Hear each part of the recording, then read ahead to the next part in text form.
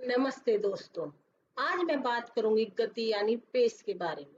गति का मतलब होता है किसी काम को करने की रफ्तार या स्पीड। हर काम की एक सही गति होती है। अगर हम बहुत तेज करेंगे तो गलतियां हो सकती हैं। अगर बहुत धीरे करेंगे तो समय खत्म हो सकता है। इसीलिए किसी भी काम को सही गति से करना बहुत जरूरी है। पढ़ाई में गति क्यों जरूरी है? अगर हम बहुत धीरे धीरे पढ़ेंगे तो पाठ पूरा नहीं होगा।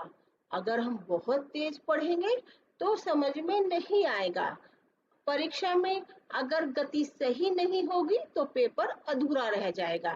सही गति से हम समय की बचत करते हैं और अच्छा प्रदर्शन कर सकते हैं।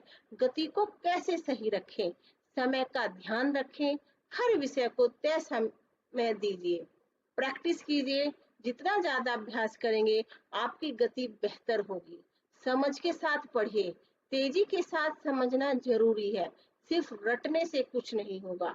जरूरत हो तो ब्रेक लीजिए, लेकिन वापस सही गति से शुरू कीजिए। एक उदाहरण देखिए, मान लीजिए हिंदी में आपको एक अपठित गद्यांश पढ़कर उसके उत्तर देने हैं। अगर आप बहुत धीरे पढ़ते हैं तो समय कम पड़ जाएगा।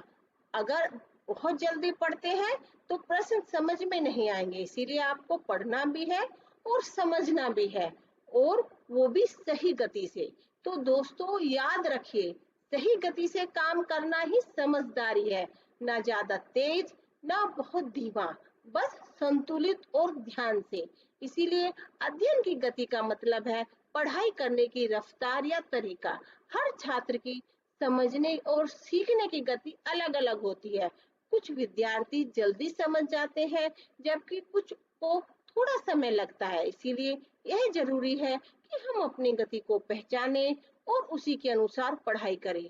बहुत तेज या बहुत धीमा पढ़ना दोनों ही हानिकारक हो सकता है। नियमित अभ्यास और समझ के साथ पढ़ाई करने से अध्ययन की गति संतुलित रहती है। शिक्षक को भी चाहिए कि वे हर बच्चे की गति का ध्यान रखें और सभी को साथ लेकर चलें। सही गति से पढ़ाई करने से ज्ञान भी पक्का होता है और आत्मविश्वास भी बढ़ता है।